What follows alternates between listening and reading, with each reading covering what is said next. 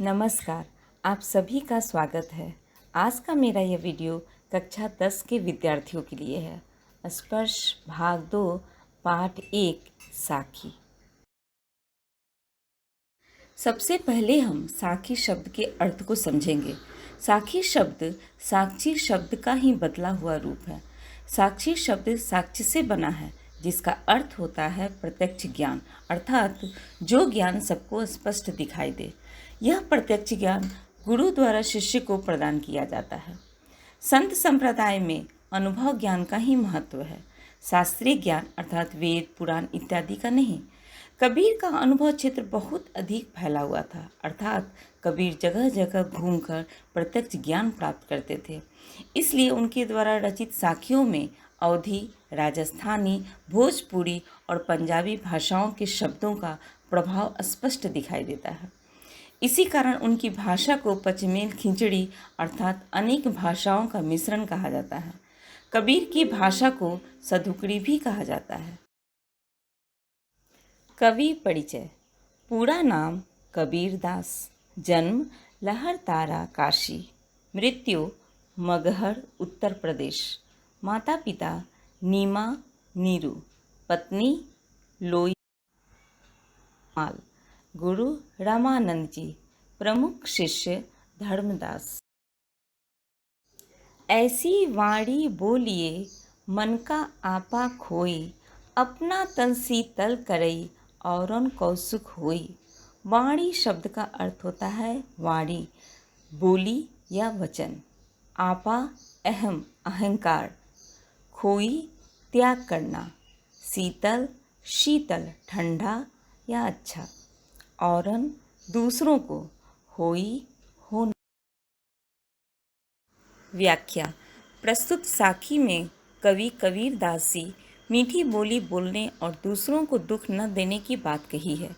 इसमें कबीर दास जी कहते हैं कि हमें अपने मन का अहंकार त्याग कर ऐसी भाषा का प्रयोग करना चाहिए जिसमें हमारा अपना तन और मन दोनों स्वस्थ रहे और दूसरों को भी कोई कष्ट न हो, अर्थात दूसरों को भी सुख प्राप्त हो। काव्य सौंदर्य। इस साखी में मधुर वचन के महत्व को दर्शाया गया है। वाणी बोलिए में अनुप्रास अलंकार है। इस साखी में सधुकड़ी भाषा अर्थात उपदेश देने वाली खिचड़ी भाषा का प्रयोग हुआ। कस्तूरी कुंडली बसई मृग ढूंढई बन माही, ऐसई घटी घटी राम है दुनिया देखे नाही। कस्तूरी शब्द का अर्थ होता है एक ऐसा सुगंधित पदार्थ जो एक विशेष हिरण की नाभि में पाया जाता है। कुंडली नाभि।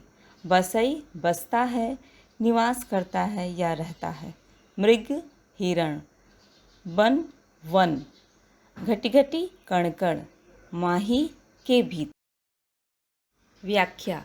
कबीर दास जी कहते हैं कि जिस प्रकार एक हिरण कस्तूरी की खुशबू को जंगल में ढूंढता फिरता है, जबकि वह सुगंध उसी की नाभि में ही होता है, परंतु वह इस बात से बेखबर होता है, उसी प्रकार ईश्वर संसार के कण-कण में तथा सभी प्राणियों के हृदय में निवास करते हैं और मनुष्य इस बात से बेखबर ईश्वर को देवालयों और तीर्थों में ढूंढता है। कबीर जी कहते हैं कि अगर ईश्वर को ढूंढना ही है तो अपने मन में ढूंढो। काव्य सौंदर्य। बिंब और प्रतीक के प्रयोग द्वारा ईश्वर के निवास को समझाने का प्रयास किया गया है। कस्तूरी कुंडली तथा दुनिया देखई में अनुप्रास अलंकार है, जबकि घटी घटी में पुनरुक्ति प्रकाश अलंकार है। सरल भाषा में सधुकड़ी भाषा का प्रयोग हुआ है। व्याख्या। कबीर दास जी कहते हैं कि जिस प्रकार एक हिरण कस्तूरी की खुशबू को जंगल में ढूंढता फिरता है, जबकि वह सुगंध उसी की नाभि में ही होता है, परंतु वह इस बात से बेखबर होता है, उसी प्रकार ईश्वर संसार के कण-कण में तथा सभी प्राणियों के हृदय में निवास करते हैं और मनुष्य इस बात से बेखबर ईश्वर को देवालयों और तीर्थों में ढूंढता है। कबीर जी कहते हैं कि अगर ईश्वर को ढूंढना ही है तो अपने मन में ढूंढो। काव्य सौंदर्य। बिंब और प्रतीक के प्रयोग द्वारा ईश्वर के निवास को समझाने का प्रयास किया गया है। कस्तूरी कुंडली तथा दुनियाएं देखई में अनुप्रास अलंकार है, जबकि घटी घटी में पुनरुक्ति प्रकाश अलंकार है। सरल भाषा में सधुकड़ी भाषा का प्रयोग हुआ है। जब मैं था तब हरि नहीं, अब हरि है मैं नाही, सब अधियारा मिट गया, जब दीपक देखिया माही। मैं अर्थात अहम, मनुष्य का अहंकार, भक्ति रहित जीव। हरि परमेश्वर ईश्वर, अधियारा अंधकार अज्ञान का, मिटी मिटना या समाप्त होना, देखिया देखना, माही अंदर। व्याख्या। कबीरदासी कहते हैं कि जब इस हृदय में मैं अर्थात मेरा अहंकार था, तब इसमें परमेश्वर का वास नहीं था, परंतु अब हृदय में अहंकार नहीं है तो इसमें प्रभु का वास है। जब परमेश्वर नामक दीपक के दर्शन हुए तो अज्ञान रूपी अहंकार का विनाश हो गया तथा मुझे अब इस सत्य का दर्शन हो गया है कि अहंकार ही ईश्वर का शत्रु है। काव्य सौंदर्य। इस साखी में बताया गया है कि ईश्वर के दर्शन होने पर अज्ञान रूपी अंधेरा दूर हो जाता है। मैं शब्द अहम भाव के लिए प्रयुक्त हुआ है। अंधियारा अज्ञान का और दीपक ज्ञान का प्रतीक है। हरि हैं तथा दीपक देखिया में अनुप्रास अलंकार है। सुखिया सब संसार है, खायई अरु सोवई, दुखिया दास कबीर है, जागई अरु रोवई। सुखिया शब्द का अर्थ है सुखी, अरु और, सोवई सोए हुए, दुखिया दुखी, दास परमात्मा का सेवक अर्थात ईश्वर का भक्त, जागई जागना, रोवई रो। व्याख्या। कबीरदासी कहते हैं कि संसार के लोग अज्ञान रूपी अंधकार में डूबे हुए हैं। इस संसार में ऐसे व्यक्ति जो केवल खाने पीने और सोने का कार्य करते हैं, अपने जीवन को सुखी मानकर खुश रहते हैं, अपनी मृत्यु आदि से भी अनजान सोए हुए हैं।